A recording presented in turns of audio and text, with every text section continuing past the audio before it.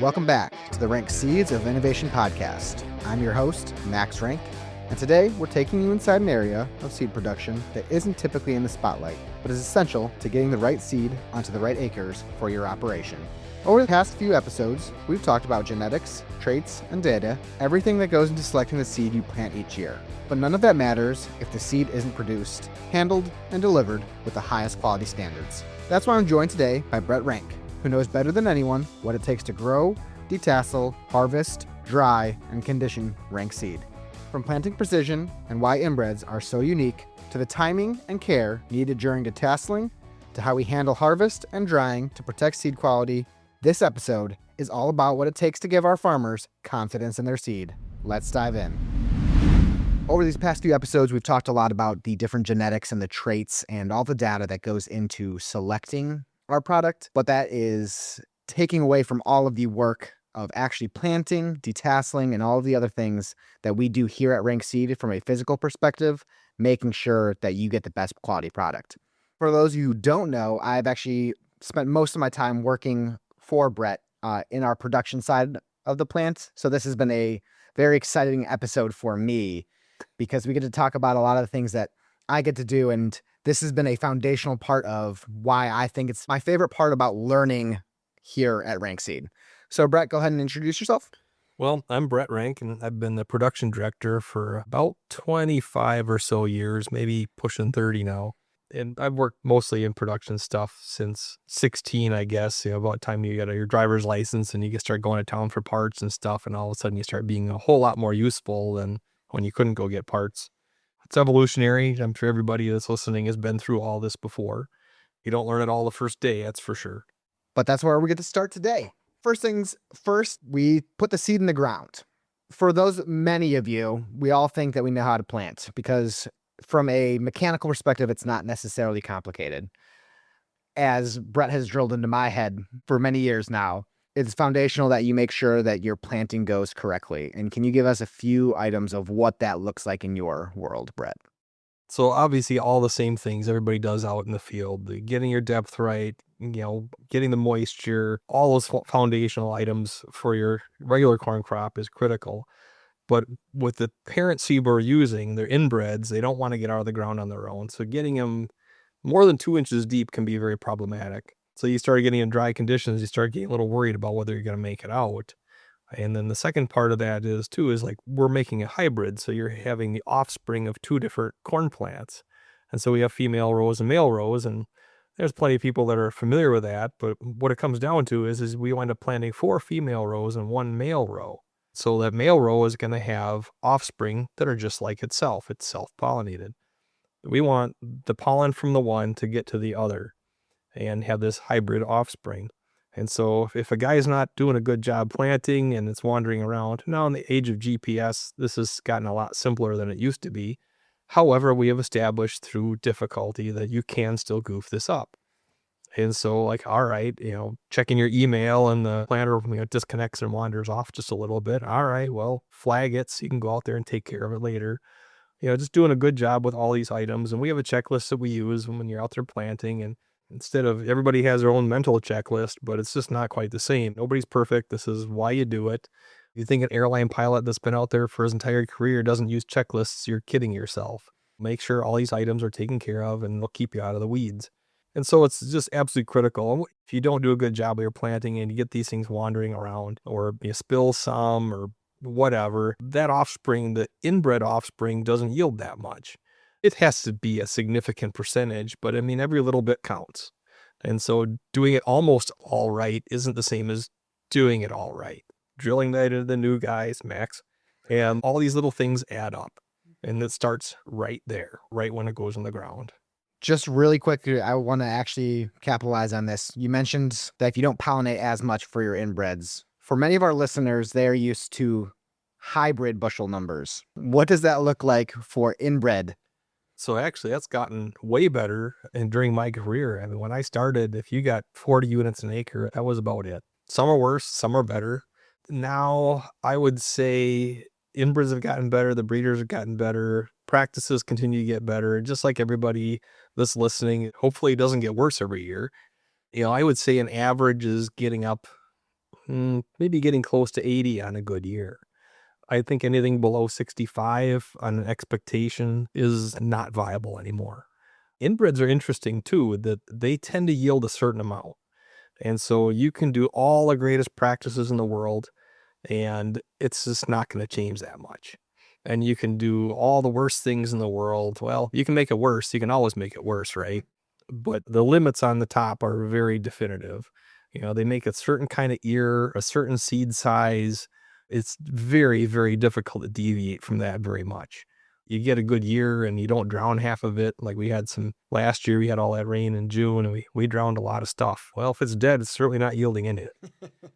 Having a good season this year for sure. That's going to drive things a lot, but good pollinations are key, and inbreds are interesting that they're an aberration of nature. They don't want to do this. I mean, corn has a natural affinity for other pollen. It's a big deal.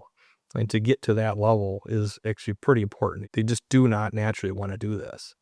And so having the things we have available to us now with the breeding, that the inbreds of themselves have improved so much, that is truly remarkable. And the work that's been put in. But I mean, that's just what research does for you. You're always trying to improve, and here we are. What does it look like for detasseling? And I'll let you introduce what that is to our listeners who don't know, and the pollination process. We're growing hybrids, so you're having the offspring of two different inbreds. Corn is fairly unique in the world in that the parts of the flower are two different places. The male parts are the tassel, and the female parts are the ear. And so you can cross-pollinate and make hybrids. This is not very common. This is why we can, I think, hybridize corn and get the yields we're looking at. I mean, we're trying to grow energy, and this is one of the plants that allows us to do some incredible things. That fundamental portion is why we're able to do what we do. So the kicker of this is like, okay, well, this female, quote, female plant didn't grow up with no tassel, so we got to go get rid of it. So we have to detassel that so it doesn't pollinate itself and make offspring that's just like itself. So we want these big monster hybrids that are disease tolerant, high yielding, all the good stuff. So detasseling is a very destructive method to the plant. They're trying to pollinate themselves. They're trying to do what they do. And so we go out there and we try to wait as long as we possibly can. As we're growing, they're stretching out, the tassels are coming up, but you got to get it before they pollinate. The timing is absolutely critical. And so we do all this ourselves. We have quite a lot of acreage of our own. We do the vast majority of it for ourselves. And so the standards we live to are the best you possibly can, not we're just trying to hit a number. Has a man dedicated to watching every field every day. Well, and that's not just true. The early ones come early, the later ones come later. But so you're watching all fields that are pertinent to what's going on today. And when we go out to detassel, we'll do a cutting process. You'll cut a little bit of the top of the plant off. And what that'll do is if there's some tassels that are ahead, you got a spot in the field that's a little further along, it will cut them off. There's no more pollen coming there. And then that'll let the stuff that's still wrapped up expose over the next couple of days. And then we'll go in there and pull it. And so a puller's got some counter-rotating tires.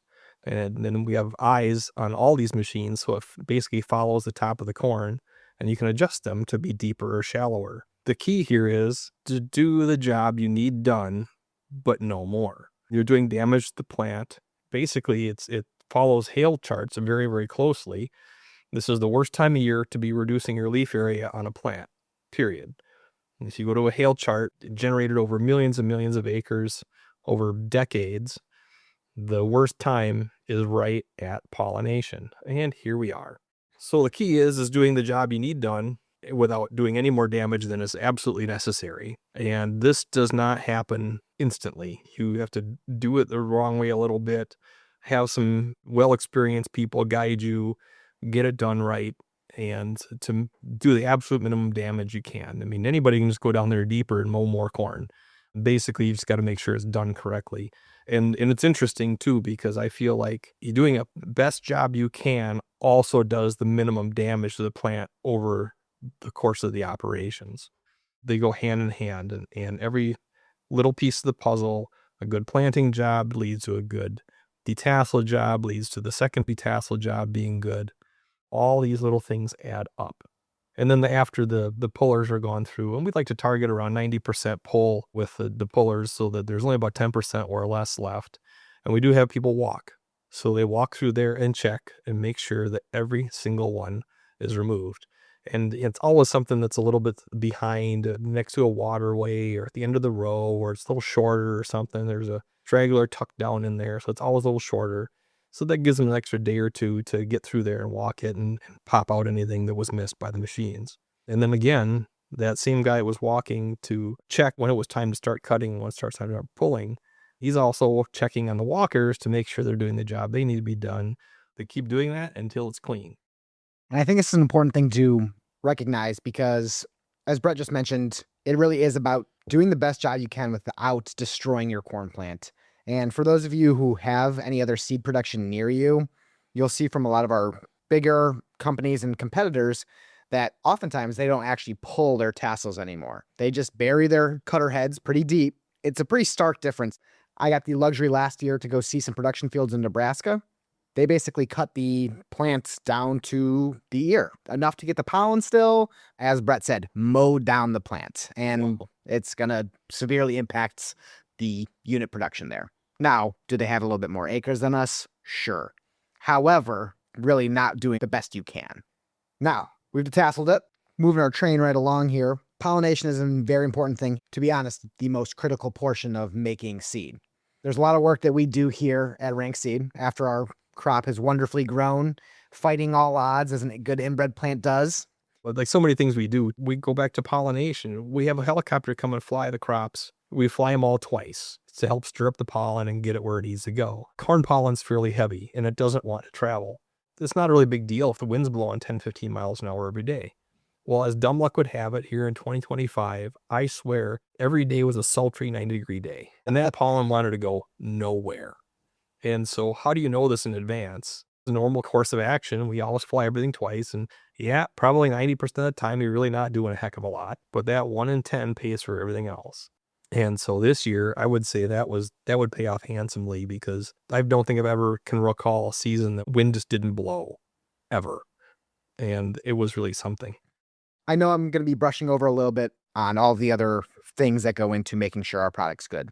Pesticide application, making sure our product's healthy, making sure we don't have any more pests because inbreds are still susceptible, but we're going to come to harvest now. And all of the handling that comes during harvest and after harvest. And as I mentioned earlier, this has been a big portion for my learning, but Brett is the expert here and he's going to walk us through what that process looks like. Yeah, so we get to harvest, and it's not a conventional harvest in the way a person thinks. You're not harvesting grain. We're harvesting seed. And so, we really want this thing to grow again next year for some reason. It's critical to getting this done right. Two little pieces of puzzle that are a little different. We pick it all on the ear. And so it's wet. I don't want to see black layer corn coming into the plant. Believe it or not, we do not want it to mature in the field.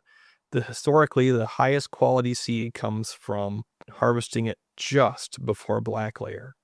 So what is that, about say 32% roughly, give or take? So I want to be operating in that 40% to 32% range. One is it tends to be a little more gentle on the seed, I believe. We're picking it on the ear, so it minimizes your shelling losses. One of the things that is kind of a big deal is you just don't want a steady kernel stream being left in the field. So you want to pick it, and every single one that you can possibly get goes into a bag. It didn't go to all this trouble just to throw it on the ground. So if you spill a little when you're driving the buggy out in the field to service to the trucks, you get out and pick up the ear. You sure do. Even if it's just one or a bucket full.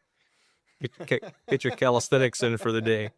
So you want to pick it on the ear, a little on the wet side, husking it in the husking room. They're basically husking beds. I don't know if anybody listening has been to a sweet corn plant. It's basically the same things. And the picker we use is a sweet corn picker, which is probably the most common application. Doing the same kinds of things, harvesting wetter corn. All you're doing is just pick it on the ear. The same thing in the husking room that we use just slightly different roles than the sweet corn guys do. The sweet corn guys have to have a really aggressive roll to get that husk off, as you probably could imagine. We're running into something where the husks are starting to loosen up, and it's not great, but it's certainly a heck of a lot better than, August sweet corn. Get that done effectively.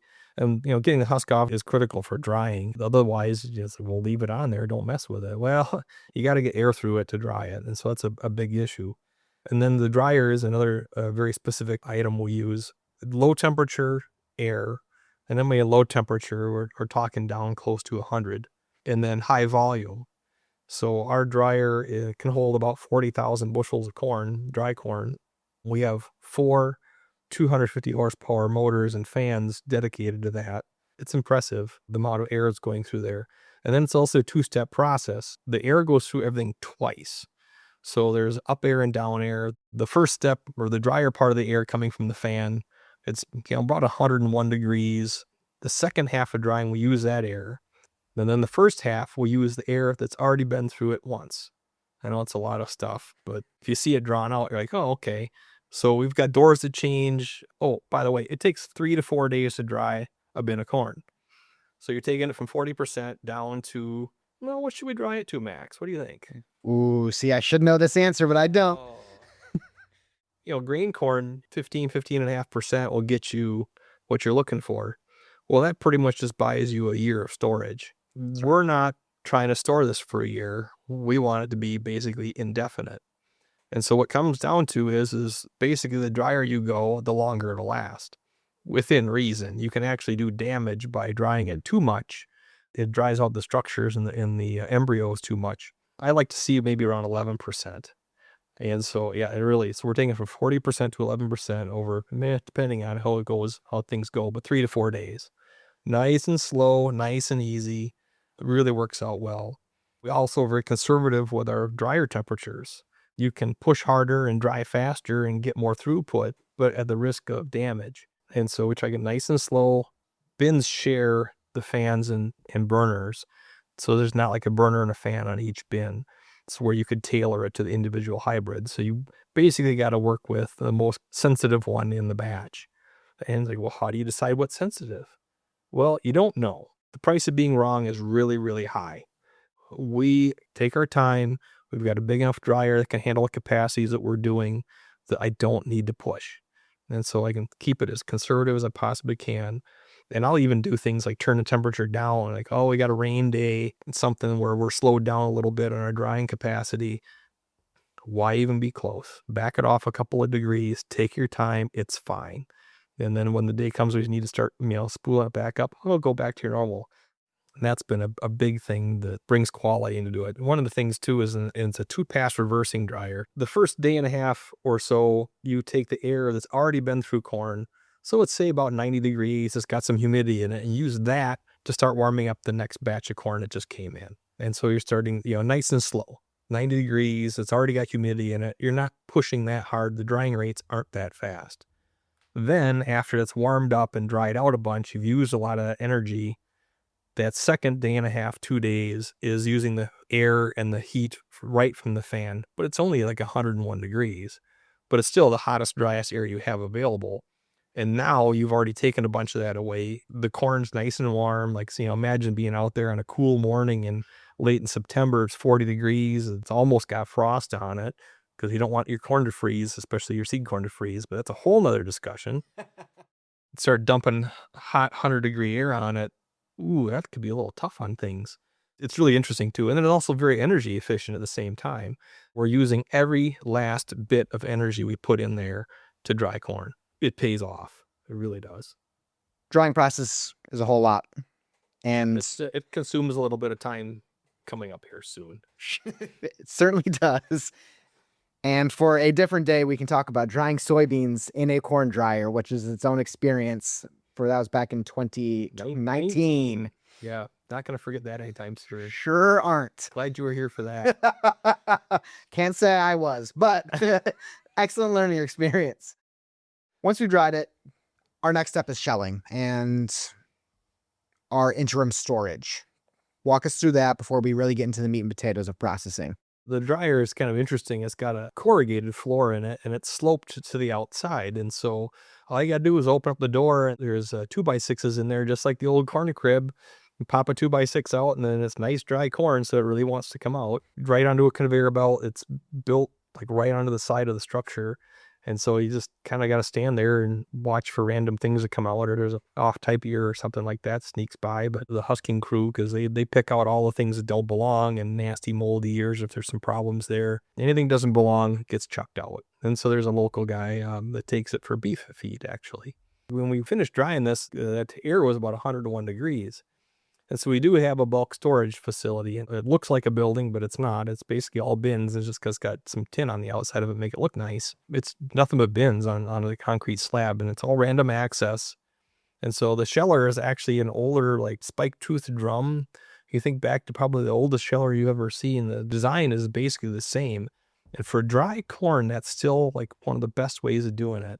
You don't need anything aggressive. You just need to rub it around a little bit. And the clearances inside there are very, very large. And so basically it's using the cobs that went through there before to shell the new cobs coming in. So it winds up being very, very gentle. But they say you do need dry corn for this. I would not want to put 40% corn in there and it's going to be plugged. Anyhow, from there, we scalp it. We have a sifter scalper, so it basically sifts out the large particles and small particles just quick before it goes into the bulk storage. But from there, we have air. We get this 100-degree corn, and it might be January till you get around to running it. So storage, we want to cool this down. So we have custom fans available for the structure to cool it down from 100 degrees. Just a couple of nights is all it takes just to cool it down. Usually it's in September, so the nights aren't all that cool, but it's still better than 100. Getting it down about 40 or 50 degrees is plenty to keep it for the winter. And then you don't have any condensation issues. You don't have any weird things happen. It's extremely unusual to have a wet spot in a 2-pass reversing dryer. So like in a corner or something, there's some air, a place that they may not have very good airflow. In a 2-pass reversing, that's very unusual. But there might be a spot or like something that has a tendency to shell a little bit as it's coming in. You're filling the bin, there tends to be kernels in there and you'll have a little bit of a wet spot in there.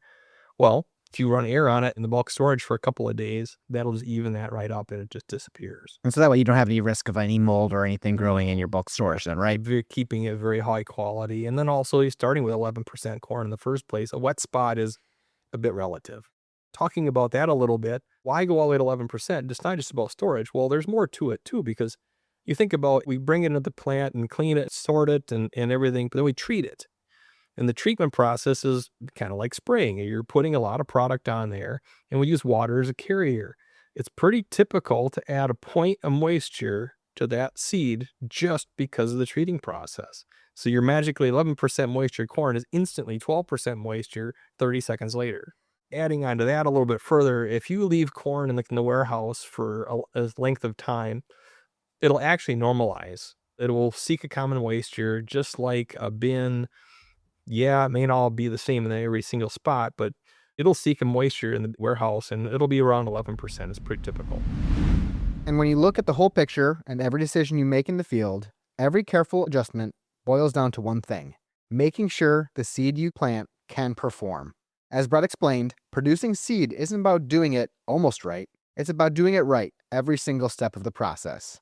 From planting precision and pollination to detasseling and more, every detail matters in protecting the quality and consistency of our seed here at Renk. Thanks for joining us. I'm Max Renk, and this has been Renk Seeds of Innovation. Be sure to hit subscribe for a notification when a new episode drops each month, and follow Renk on social media: Facebook, Instagram, and X. This has been the Renk Seeds of Innovation podcast, innovating agriculture one seed at a time.